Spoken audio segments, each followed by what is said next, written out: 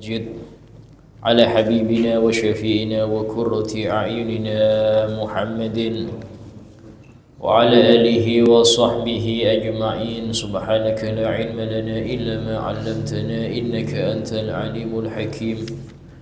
رب اشرح لي صدري ويسر لي أمري واحلل عقدة من لساني يفقهوا قولي بجاه النبي وآله.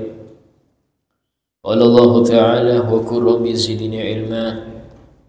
وقال رسول الله صلى الله عليه وسلم طلب العلم فريضة على كل مسلم.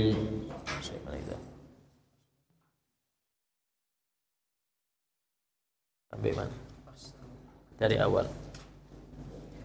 Oh ya. قال الإمام الحبيب عبد الله بن حسين بن طاهر بعلوي رضي الله عنه ورضي عنا به ورحمهم ورحمنا به ونفعنا به في الدارين آمين. فصل يحرم الربا فعله وأكله وأخذه وكتابته وشهادته وحيلته. Bab tentang masalah riba ya. Jadi haramkan riba itu perbuatannya. Jadi asal kata riba itu dari kata roba yarbu, riba artinya ziyadah, bertambah. Karena kebanyakan praktek riba itu di dalam tambahan, di dalam salah satu yang dibarter. Ya, melakukannya itu riba. Wa akluhu yaitu makan lebihnya, menerima daripada lebihnya itu haram ya. Dari sini memakan bunga, menjadikan makanan atau apa bunga yang dia dapat gara-gara nitip di bank, yang bank itu mempraktekkan peminjaman dengan cara tambahan, maka bunganya itu makan riba ngarannya. Dia tidak ikut riba, cuman dia makan hasilnya. Kenapa kok dapat hasilnya? Karena duit dia yang dipakai, duit dia yang dipakai itu, sehingga dia dapat bunganya tadi. Kemarin telah kita bahas apakah bunga itu pasti haram? Tidak. Dilihat praktek banknya memutar uang nasabah dengan cara apa. Kalau memutar uang nasabah dengan cara tanam saham atau dengan cara qirot, ada orang pinter kerja gak punya modal, maka bank modalin dia dengan aturan keuntungan dibagi berdua, entah 80-20, 70-30, yang penting ada keuntungan. Ketika dapat keuntungan itu, nasabah yang uangnya dipakai bank dapat jatah dari keuntungan tersebut. Nah, ini bunganya halal karena cara menjalankan uangnya dengan cara halal bank itu. Tapi ketika bank tersebut menjalankan uang nasabah dengan cara dipinjamkan, dengan cara riba, dipinjamkan dengan cara ada tambahan, dan dia tidak mengurus, tidak mau tahu ini pinjam mau untuk kebutuhan pribadi atau untuk beli sesuatu, dia tidak ngurus. Yang penting harus ada tambahannya. Nah, yang seperti ini riba. Ketika dapat bunga nasabah tadi, dapat bunganya haram. Dari situ pengertian bunga haram atau bunga nggak haram di situ. Nah, yang dikatakan haram ini yang tadi ya, hasil daripada termasuk gaji setiap orang yang kerja di bank itu. Ya, karena dari mana gajinya kalau bukan dengan hasil dari peminjaman? Mulai dari karyawannya, mulai dari satpamnya. Karena kalau digaji dari situ ya Allah, namanya aklur riba. Dia makan hasil riba itu. Dengan catatan bank itu ya menjalankan cara riba. Tapi kalau kayak finance sudah jelas itu. Finance sudah terang-terangan memang meminjamkan dengan cara riba, itu sudah jelas terang-terangan. Kalau bank masih nggak jelas, biasanya itu nggak jelas itu nggak mau dengan gamblang. Kalau yang finance itu sudah jelas, sehingga semua yang kerja di situ, satu tukang parkirnya pun kalau digaji dari situ selesai sudah. Itu masuk ke sini wa akluhu. Ya. Sehingga ya maaf, kadang-kadang orang bangga bila Ustaz anak saya sudah diterima kerja di bank, ini repot. Kita ngenes di hati, ya Allah, kasihan. Kenapa kasihan? Kalau banknya praktek riba. Kalau nggak praktek tidak masalah. Jadi kalau kerja di finance, nah, jelas sudah. Karena dia memang bekerja di dalam meminjamkan, bukan nitip. Itu sudah jelas dia meminjamkan dengan cara riba, sudah terang-terangan. Bahkan brosur itu dibagi kadang-kadang. Saya pernah dapat di depan rumah itu brosur, minjam 1 juta, cairnya 900 saja. Per bulan sekian bulan. Itu dihitung 1,5. Itu sudah jelas sudah. Sekarang nggak malu-malu orang mengerjakan riba itu, nggak malu-malu lagi. Dulu masih malu, ini ngerti dosa besar, masih malu. Sekarang nggak malu lagi, bahkan terang-terangan. Bahkan ada yang nawarkan ke toko-toko, warung-warung, ayo yang mau pinjam ayo. Wah, ini repot lagi. Jadi perbuatan dosa yang besar ini sudah dianggap lumrah. Bahkan sampai ada, oh ini kerja saya memang seperti ini. Nah, ini hukum akluh, hati-hati. Ya, dikasih makan ke istri, ke anak, gak berkah. Bahkan nakalnya anak-anak itu diantara penyebabnya karena asupan haram. Saya sudah masukkan TPQ, Ustaz kok masih nakal? Ya, lihat apa yang dia konsumsi. Mungkin dari Anda halal, tapi pas dia dengan teman-temannya, ditakdir temannya, tidak tahu temannya dapat duit dari mana. Dari situlah muncul nakalnya dia. Kita sudah jaga makanan dia mungkin, tapi dia nggak tahu. Kita nggak tahu dia ketika berteman itu makan model apa dia. Ya, diantaranya ya, penyebab anak itu akhlaknya rusak gara-gara makanan. Makanan halal itu penting dan makanan haram itu pengaruhnya besar di dalam kerusakan batin. Kemudian wa akhduh, dan mengambilnya. Ya, mengambil di sini artinya dia nggak makan, cuman ngambil aja. Artinya nggak masuk perut, tapi dia pakai yang lain sama. Saat saya nggak mau makan dari riba, ya sorry Ustaz, tapi tak buat beli motor aja sama, Pak. Kadang-kadang ada hadiah dari bank. Kenapa dapat hadiah? Karena tabungan saya banyak, ratusan juta di situ. Biasanya ratusan juta di situ. Dapat dia. Nah, itu uang dari mana? Kalau kita telusuri, kok bisa Bang dapat uang dari situ? Dari mana dia dapat uang banyak? Ya karena dia meminjamkan. Penghasilan besar bank konvensional dari situ, Bang. Kalau hanya lihat ngambil iuran nasabah per bulan yang cuman paling 20.000, itu nggak seberapa. Yang besar itu ketika dia meminjamkan dengan cara riba, itu yang besar. Sehingga orang yang nitip duitnya banyak, ya kesempatan dapat hadiahnya dari riba juga. Itu namanya wa akhduh, ngambil. Dia nggak makan tapi ngambil. Ya kadang-kadang bentuk payung, ya kadang-kadang bentuk TV, macam-macam. Sekiranya ya biar gak diambil lagi duitnya, kasih hadiah terus. Allahu Akbar.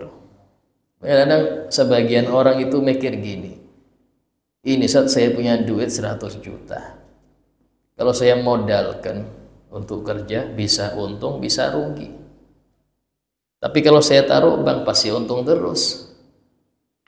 Apalagi di deposit, untung terus, nggak mungkin rugi.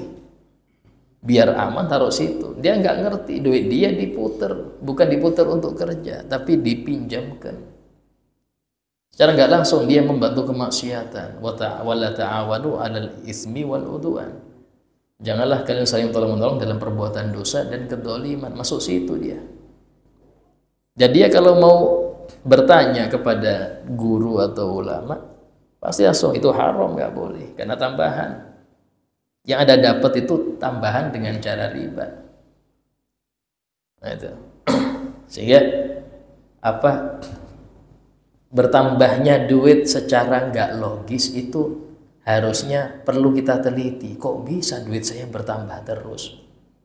Harus Anda teliti. Jangan alhamdulillah tambah terus. Jangan, teliti dulu. Nggak ada orang kerja itu untung terus, Pak. Semua orang kerja itu pasti ada untung, ada rugi. Kalau untung terus itu berarti ada apa-apanya ini. Nah, sehingga harus cerdas di dalam apa yang kita konsumsi, itu harus cerdas.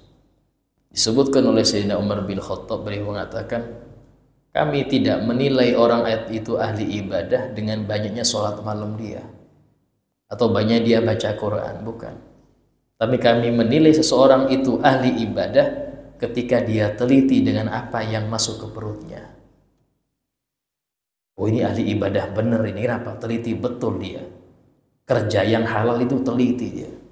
Itu namanya ahli ibadah bener-bener. Gak mungkin jadi jarang bangun malam, tapi yang seperti ini nilainya tinggi di sisi Allah. Tapi yang sering tahajud, sering baca Quran, cuman gak teliti dalam apa yang masuk ke perut, hati-hati. Karena tidak manfaat, tidak diterima amal ibadah tanpa warok. Disebutkan oleh salah seorang tabi'in mengatakan, seumpama kalian sholat sampai dia seperti tiang yang berdiri lama, tiang yang tegak, saking lamanya. Wasumtum hatta takunu kal hanaya, dan kalian sering puasa sunnah sampai kurus kering kayak busur panah, tapi tidak warok di dalam apa yang kalian konsumsi, maka Allah tidak akan nerima itu semua, akan diterima itu semua. Ya, wa syahadatuh kesaksian, wa kitabatuh, ya, nulis karyawannya. Dia nggak punya duit, bukan yang punya modal, cuman dia bekerja di situ. Karyawan sama. Jadi karyawan situ karena dia yang menulisnya, nyatet. Oh, sampean utang sekian, Mbak, ya. Ini bukan duit saya, ini duit bos saya. Saya jadi gaji di sini. Dia yang bagian kerja di situ, sama. Haram, yahrum. Wasyahadatuh, bahkan yang jadi saksi di dalam transaksi itu haram juga. Wahilatuh, dan helahnya, helah riba. Kayak apa helah riba itu? Kemarin sempat kita bahas, ya. Helah riba itu seperti ada orang pinjam ke saya, Ustaz, saya pinjam 1 juta. Iya, saya mau ngutangin, tapi saya nggak untung. Bisa juga nggak mau riba. Oh ya, apa caranya? Gini aja, kamu punya HP, iya. Mana, tak beli 1 juta. Dia kan pinjam 1 juta kan? Mana HP-mu? Tak beli 1 juta. Nah, sini HP-nya. Sekarang saya jual HP ini 1,5. Tak jual 1,5, cicilan 5 kali mulai bulan depan. Ini dohirnya nggak riba, tapi dia minjemin 1 juta, kembali 1,5. Biar nggak dibilang riba, dia pakai akad jual beli. Tapi kata beliau ini juga haram. Hilah riba haram juga. Allah, ini kena riba, ini repot. Sehingga dalam hal ini orang kalau nggak belajar riba pasti nyemplung. Sehingga Sayyidina Umar bin Khattab, beliau pernah mengatakan nggak boleh jual beli di pasar muslimin kecuali yang ngerti hukum Allah di dalam jual beli. Kenapa? Kalau nggak demikian, dia akan masuk transaksi riba, dia nggak sadar kalau dia riba. Ada kalanya nggak ada tambahan, Pak. Tambahannya nggak ada. Saat saya pinjem 1 juta, iya tak pinjemin. Tapi selama seminggu antara jemput anak saya ya. Nah, oh iya, insya Allah saya sekalian ngantarkan anak, sekalian jemput anak sampean. Iya, ini riba. Jadi riba itu ndak harus bentuk duit. Karena dalam hadis disebutkan kullu qardin jarra naf'an lil mugrid fahuwa riba. Setiap utang piutang yang dalam utang piutang itu ada manfaat untuk yang memberi hutang. Manfaat ini umum, Pak. Bisa bentuk materi, bisa bentuk jasa. Nah, ini jasa tadi itu. Tak pinjemin, tapi jemput anak saya. Ya seminggu aja lah antara jemput. Ini kan bisa diuangkan itu. Itu bisa diuangkan. Dia nggak minta duit, cuman minta antara jemput anak sama. Itu riba juga. Ya, istilahnya kalau nggak dijemput nggak ngutangin dia. Nah, ini hati-hati yang seperti ini termasuk riba. Jadi riba itu tidak harus bentuk nominal duit, tidak. Dia bentuk manfaat. Yang penting manfaat apapun. Nah, kemudian wahwa bayu ahadin naqdain. Nah, di antara bentuk riba yaitu jual beli antara emas dan emas, perak dan perak. Nasi'atan secara tidak kontan, tidak langsung. Ya, yang satunya pagi, yang satunya lagi nyerahkan siang. Barter, ya barter, tapi nggak langsung. Ini riba. Atau tanpa tagobut, ya. Tagobut di sini satu kontan, satu nyicil.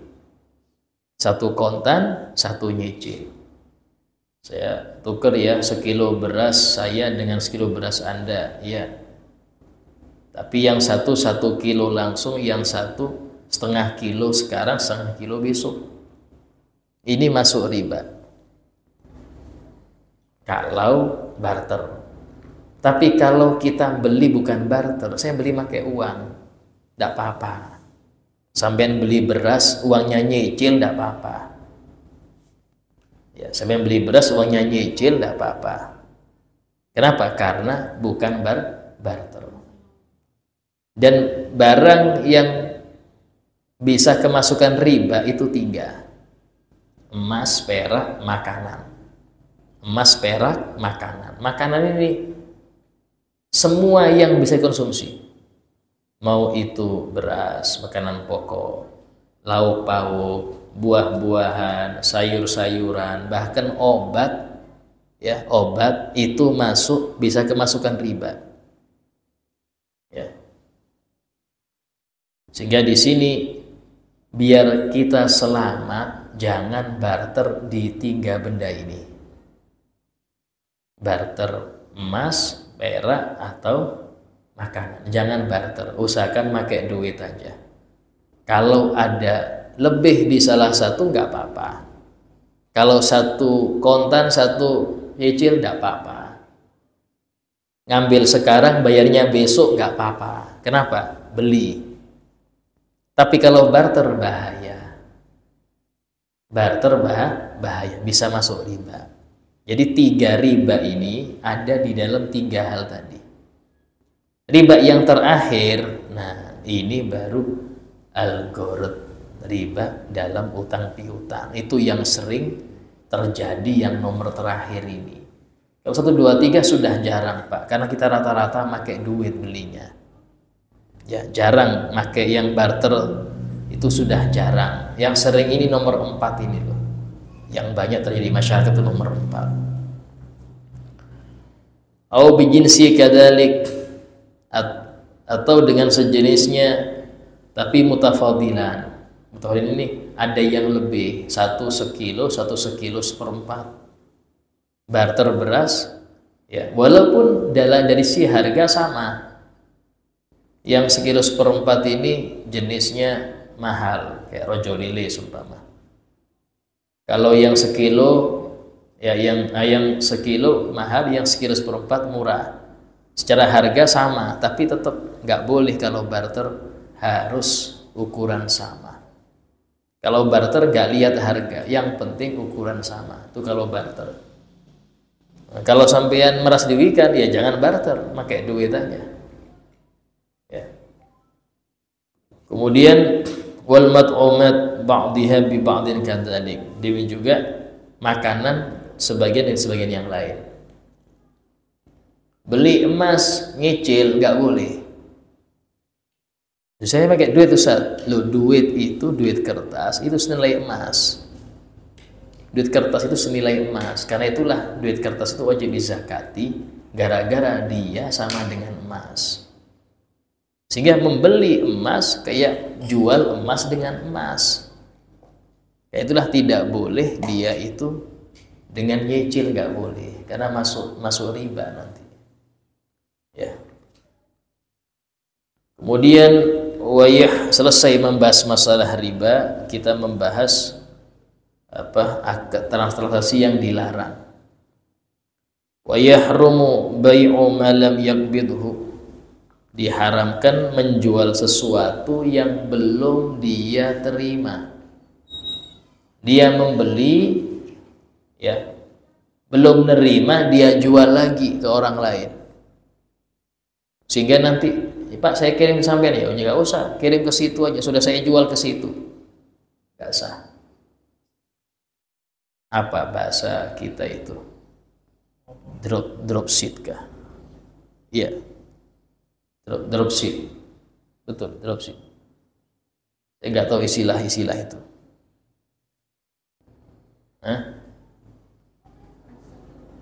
Reseller, nggak tahu juga kita ini. Jadi membeli, dia belum menerima, langsung dia jual lagi ke orang lain. Ini nggak boleh. Cuman itu banyak prakteknya, ya. Sebenarnya banyak di masa kita itu seperti itu, banyak, khususnya yang model online. Karena online sendiri di dalam akad itu tidak sah, ya. Online itu tidak sah kecuali kalau COD. Kalau COD sampean membeli kepada kurir. Kurir membeli, kita kurir datang, ya saya beli nih duitnya, aman. Kenapa kok nggak sah, Ustadz? Karena banyak rentan penipuan di situ. Syaratnya jual beli itu musyahad, disaksikan oleh dua penjual pembeli. Cuman gambar sering nggak sesuai. Ini beli Indomie, gambarnya ada telurnya. Kok tahu-tahu nggak ada? Artinya ada ayam, ada telur, nggak sesuai. Seumpama seperti itu nggak bisa. Cuman tetap halal, artinya barang yang dia terima halal, duit yang diterima penjual halal, ya. Cuman dia dosanya karena nyalahin aturan. Kenapa dibilang halal? Karena sudah ada serah terima. Istilahnya itu yang sana dapat barang, yang sini dapat duit. Cuman sistem yang dia pakai salah. Jadi tidak semua transaksi yang melanggar syariat itu menyebabkan barangnya haram, tidak. Saya pernah ngasih contoh orang membeli tanpa akad, itu dalam fikih nggak sah. Tanpa bilang saya jual, ya, saya beli, itu nggak sah, karena itu rukun jual beli, Pak. Sigoh itu ketika akad termasuk rukun jual beli. Ketika dia nggak pakai itu, maka nggak sah jual belinya. Berarti haram dong saat saya beli, saya makan. Oh, nggak haram. Kenapa? Karena sudah ada serah terima. Cuman dia dosa gara-gara nggak pakai sistem syariat. Kadang-kadang sebagian orang gini, Ustaz, ini riba. Kalau nggak semua jual beli itu riba, tidak. Riba itu hanya salah satu dari kesalahan di dalam aturan transaksi. Salah satu aja. Yang lain banyak, Pak. Banyak. Cuman yang paling berat riba. Yang mana Nabi pernah bersabda, al-riba bid'un wa sab'una baba. Dosa riba itu 70 sekian. Macamnya dosa riba itu 70 sekian. Adnaha paling minim mithlu an yazniyar rajul bi ummih. Seperti dosanya seorang laki-laki berzina dengan ibunya. Berat. Itu minimal riba itu. Ya. Sehingga dalam hal ini berat, dosa riba ini berat. Kalau transaksi-transaksi yang lain yang melanggar aturan gak sampai dosa besar. Kayak ini contohnya, diharamkan menjual sesuatu yang belum dia terima. Itu gak dosa besar, dia kecil. Tapi tetap dosa ya. Namanya gunung itu dari kerikil.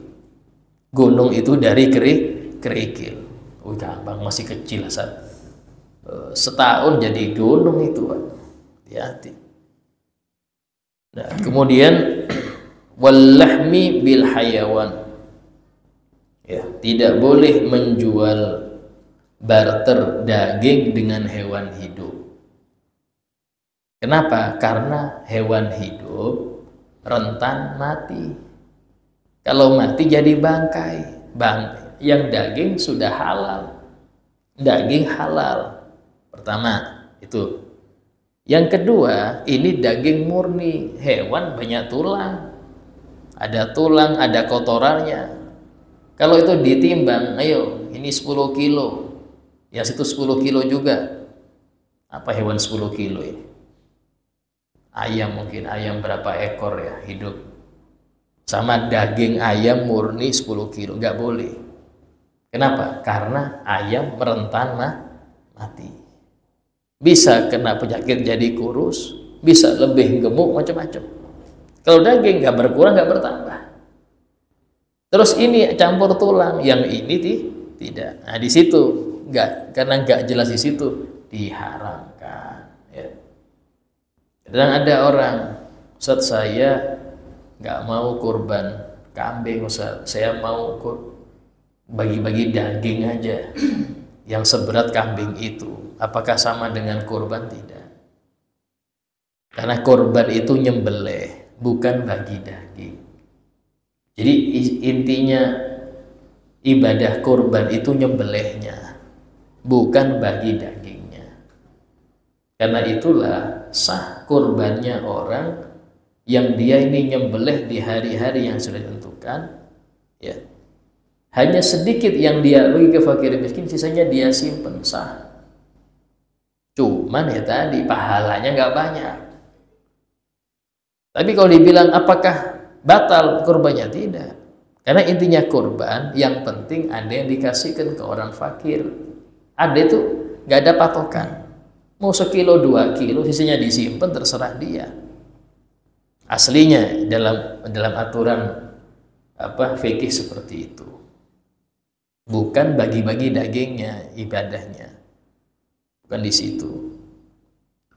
Kemudian wadain bidain, ya, yaitu jual beli utang dengan utang. Ini jual beli utang dengan utang ini, ya, seorang yang dia menyerahkan membeli sesuatu, ya, makanan, tapi diserahkan duitnya, makanannya belum, besok jadi, ya, besok baru. Ketika sudah waktunya, dia bilang, oh saya nggak punya makanan, tapi jual kepadaku sesuatu, cuman saya utang lagi. Yang sini ngutang, yang sini ngutang, nggak sah. Nggak sah yang seperti itu.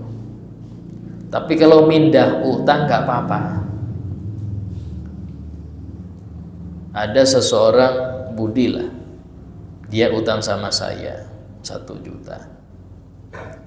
Kemudian saya berhutang sama Andi 1 juta. Saya berhutang sama Andi 1 juta. yang Andi ini mau nagih, ya, maka saya bilang sampean nagih Budi aja, karena dia saya utangin 1 juta. Kalau dia setuju, yang Andi setuju, yang Budi setuju, saya bebas. Artinya Andi nggak nuntut saya lagi, dia cukup nuntut Budi. Itu mindah utang boleh. Sumpama yang Budi ini nggak bayar-bayar, nggak bisa lagi pindah ke saya, karena sudah masing-masing setuju sudah. Yang syarat tadi ya, yang Andi setuju di awal. Oh ini Budi gampang ini, kenal saya, nagihnya gampang. Nah itu nggak apa-apa. Tapi kalau yang model gini nggak boleh. Kemudian wabayul fuduli, bil fuduli itu menjual barang yang bukan miliknya.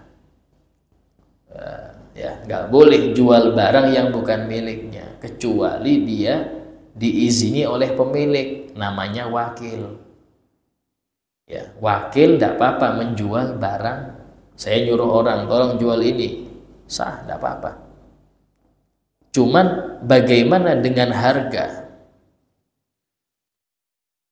Kalau ditentukan oleh muwakil, saya izinkan Anda menjual barang ini harganya sekian.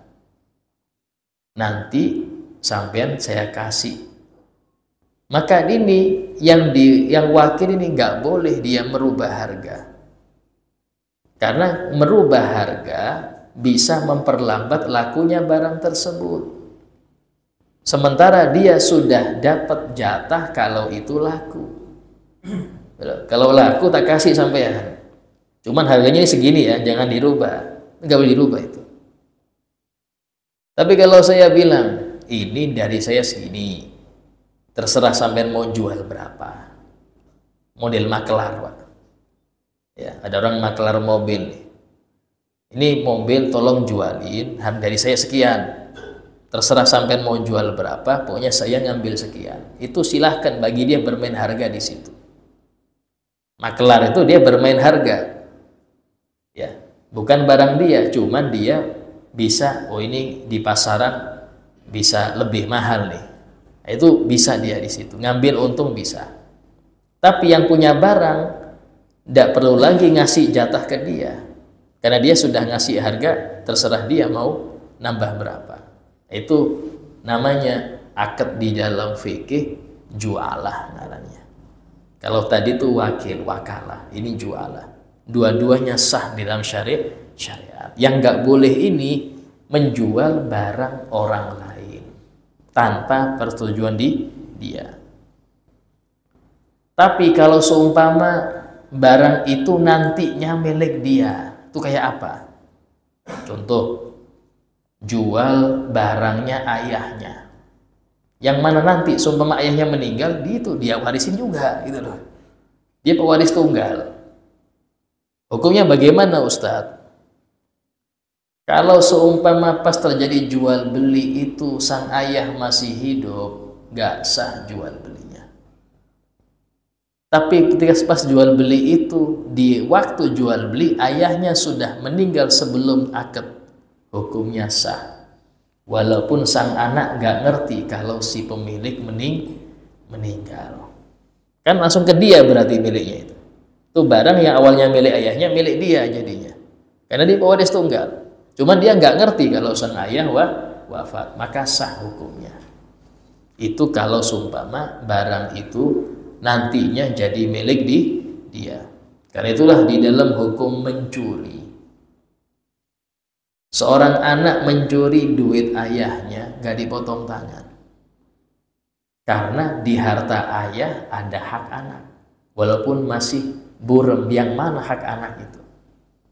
Sama ketika sang ayah mencuri duit anaknya, tidak dipotong tangan. Kenapa? Karena di harta anak ada hak ayah. Kok bisa Ustaz? Karena termasuk yang wajib dinafkahi adalah orang tua.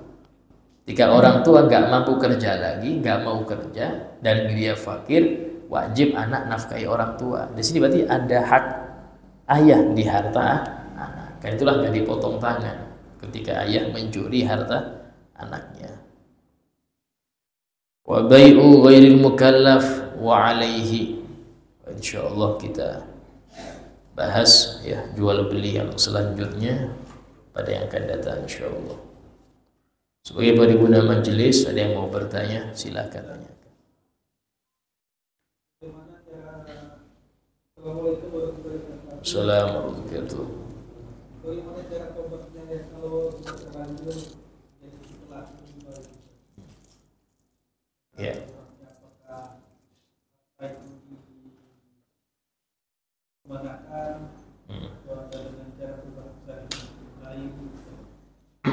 Iya. Kalau seumpama ribanya itu model menghutangi dengan ada tambahan, maka tambahan itu serahkan lagi kepada yang berhutang, karena itu haknya. Kita mendolimi dia dalam hal itu. Oh, dia ridho ke ustadz, ridhonya terpaksa. Coba cari nggak ada yang tambah, dia pilih yang nggak tambah, dia aja ngutang kok, ya kan? Ini kan ngutang ini kan membutuhkan berarti. Tapi kita ambil kesempatan, nah kesempatan dia butuh, saya utangin tapi saya pentung sekalian, apa? Dilebihkan bayarnya. Nah, yang seperti itu untuk terdolimi. Sehingga kalau mau tobat, berapa dulu Anda ngambil kelebihannya, serahkan ke dia. Serahkan ke dia. Ya, nah itu tobatnya. Kalau seumpama praktek barter kayak apa? Kalau memang barternya itu barter yang riba fadl, itu ada kelebihan, serahkan yang lebih itu kepada yang kurang tadi, serahkan. Jadi istilahnya itu sampai tidak ada lebih dalam hal itu. Tapi kalau model yang kontan, satu kontan, satu nyicil, satu sekarang, satu besok, nah, ini kayak apa tobatnya? Nah, tobatnya taubatan nasu, karena nggak ada yang terdolimi di situ. Di situ nggak ada yang terdolimi, itu murni melanggar kepada Allah. Sehingga taubatnya dengan taubat nasuha. Taubat nasuha itu 3. Ya, 3. Pertama, dia menyesal. Nyesel sudah melakukan sesuatu yang dosa besar itu. Yang kedua, dia berhenti. Jangan nyesel tapi lanjut. Ini tobat sambelannya ini. Yang ketiga, berjanji di hati nggak ngulang lagi. Itu kalau ini dengan Allah. Tapi kalau ada hak manusia yang kita ambil, wajib minta halal. Itu apa? Nyerahkan apa yang kita ambil dari dia. Kalau itu bentuk harta, kalau bentuk nyakitin, kita ngomongin dia, kita ejek dia, minta halalnya. Minta halal ini repot, Pak. Nggak cukup. Maaf lahir batin ya, kosong-kosong ya, nggak cukup itu, nggak bisa. Ya, itu harus dijelaskan. Sampean salah apa? Jadi harus jelas. Kadang-kadang ada orang itu sesuatu yang apa dia bisa memaafkan. Ada kalanya dia nggak bisa. Ini nggak cukup. Saya dulu pernah salah sama sampean apa? Wis pokoknya salah sudah. Tolong maafkan ya. Tapi dia nggak tahu. Harus dijelaskan itu. Cuman repotnya kalau itu mengarah kepada permusuhan. Saya pernah dosa sama Anda apa? Wis pokoknya dosa. Anda jelaskan apa? Ngintip sambil mandi. Waduh, bisa tengkar ya ini. Ini kalau saya ngaku, saya bisa perang nanti ini.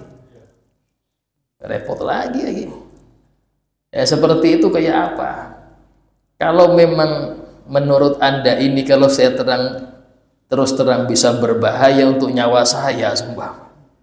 Ya, maka nggak perlu disebutkan. Bahkan ulama itu mengatakan, saya maaf pernah gibah sampean. Itu gibah dijelaskan gibah apa. Ini yang repot. Bisa jadi orang itu kalau digibah dirinya dia nggak marah. Tapi pas isinya digibah, lain sudah. Orang tuanya digibah, lain sudah, nggak bisa itu, maafkan. Cuma harus disebutkan. Ya Pak Ustadz, kalau saya sudah minta maaf, dia nggak memaafkan, resiko Anda. Itu resiko Anda di akhirat.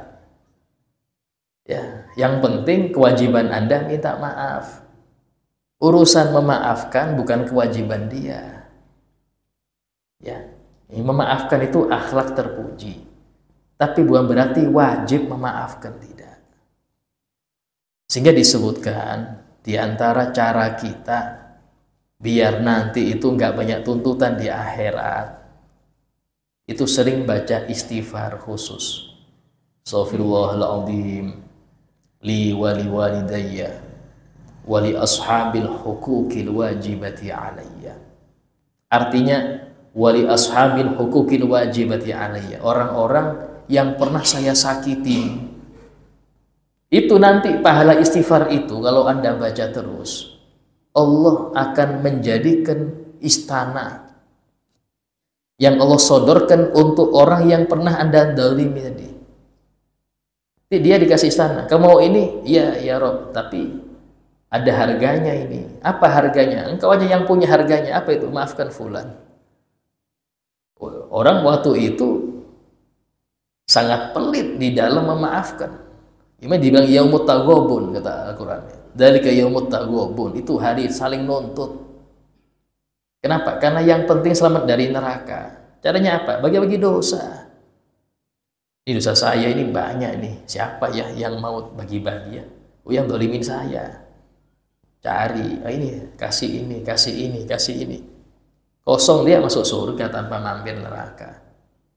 Makanya disebutkan, kalau orang yang terdolimi itu ngerti pahala yang Allah siapkan di akhirat, maka dia akan pengen jadi yang terdolimi di dunia. Dia akan pengen saya terdolimi. Kenapa? Ngerti pahalanya besar nanti. Tapi sekarang maaf. Kadang-kadang yang terdolimi lebih dolim lagi. Orang yang mendoakan jelek kepada orang yang mendolimi dia itu sudah bales. Kata ulama, orang yang doakan jelek kepada orang yang mendolimi dia itu sudah membalas. Artinya di akhirat gak nuntut lagi dia. Yang repot ngomongin yang mendolimi. Nah, kita sering nih lihat di medsos, yang saya terdolimi Ustaz sama pejabat ini, diomongin terus. Ya habis, dolim dia habis karena Anda sudah membayarnya. Anda dolim juga ke dia. Ini sering kadang-kadang kita merasa terdolim tapi kita dolimnya banyak gitu loh. Ya, itu diantaranya. Sehingga cara minta cara bertobat seperti itu. Di dalam kita kalau seumpama ada hak orang kita serahkan. Tapi kalau dapat bunga kayak apa Ustaz? Saya ini dapat bunga banyak, masa saya serahkan ke bank lagi duitnya? Ke siapa saya nyerahkannya? Ya kan? Nah, kata ulama yang seperti itu, Anda hitung berapa, cari yang paling banyak, perkiraan yang paling banyak, kemudian sedekahkan ke fuqara, ya, niatkan pahalanya untuk orang-orang yang dia terlilit hutang sehingga membayar lebih kepada bank itu. Maka Allah Maha Tahu, Allah akan menjadikan pahala apa yang Anda niatkan kepada orang-orang yang seperti itu nanti. Tapi ingat ya, yang utang pun kena dosa loh. Yang utang pun kena dosa. Ini sudah dia bayar lebih, dosa lagi. Ya, di sini bilang, ya, yang riba sendiri itu dosa. Yang menerima lebih dosa lagi. Cuman kalau tobatnya yang menerima tadi itu lebih tobatnya. Kalau yang ini cuman antara dia dengan Allah. Kalau yang berutang dengan membayar lebih itu dosa dia hanya dengan Allah, nggak ada dengan orang. Kalau yang mendapat duit tadi ada dosa dia dengan manusia. Itu aja perbedaannya di situ. Yang lain? Ya. Waalaikumsalam warahmatullahi wabarakatuh. Untuk sebagai umat muslim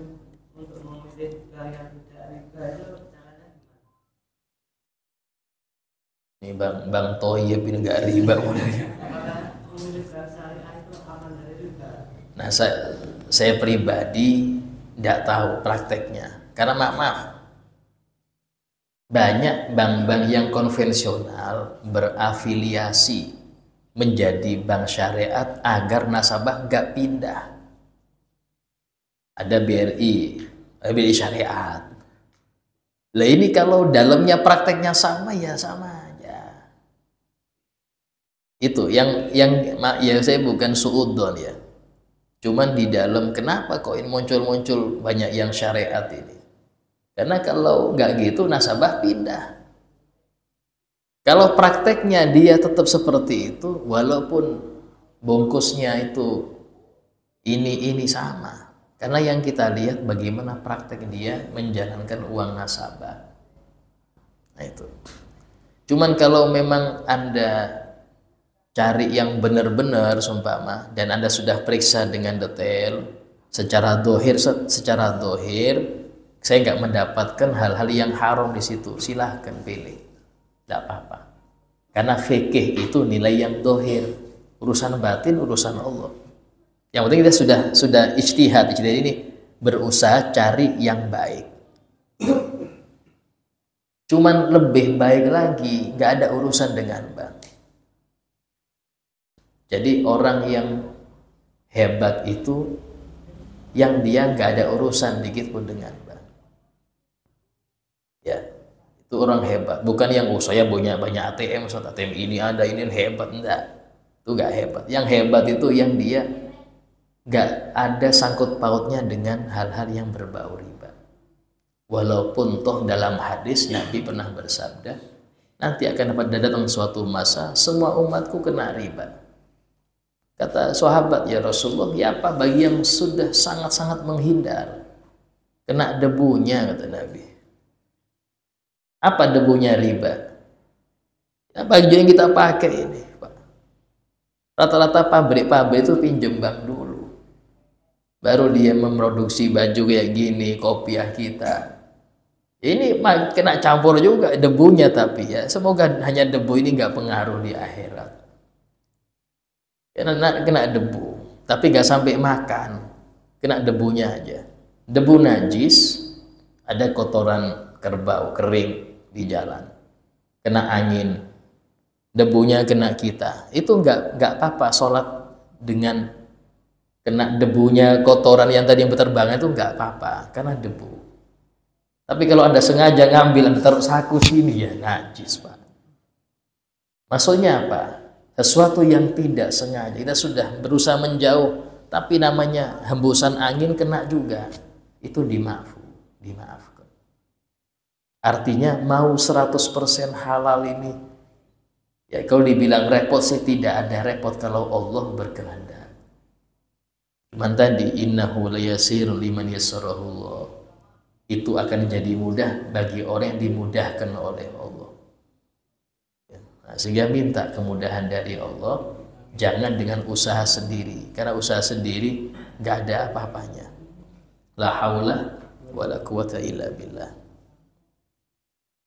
Dan semoga Allah Ta'ala menjadikan kita orang-orang yang senantiasa dijaga dari kemaksiatannya, dijaga dari segala hal yang haram, dan diberi hidayah untuk terus meniti jalur Nabi, jalur para awliya Allah Ta'ala ala hadiniyah wa kulli niyatin salihah wa ala ma nabi salafun salih. Al-Fatihah.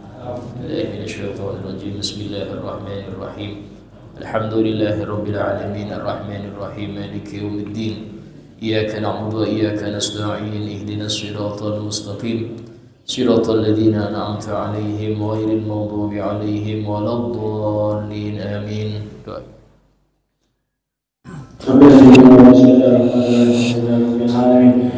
Allahumma shalli wa sallim ala sayyidina Muhammadin wa ala alihi wa sahbihi wa sallim ajma'in. Allahumma awwilna bi'ilmi wa zidna bi'ilmi wa akrimna bitaqwa wa jibna bi'afiyah wa salama fi dunya al-akhirah. Allahumma arzuqna Muhammad nabiyyin wa hifzil mursalin wa hifzil malaikatil muqarrabin. Allahumma faqihna fid din, Allahumma faqihna fid din, Allahumma faqihna fid din wa 'allimna at-ta'wil. اللهم افتح علينا من العارفين واجعلنا يا الله من عبادك الصالحين من أوليائك المتقين برحمتك يا أرحم الراحمين. ربنا هب لنا من أزواجنا وذرياتنا قرة أعين واجعلنا متقين إماما. ربنا آتنا في الدنيا حسنة وفي الآخرة حسنة وقنا عذاب النار. وصلى الله على سيدنا محمد وعلى آله وصحبه وسلم والحمد لله رب العالمين. سبحانك اللهم وبحمدك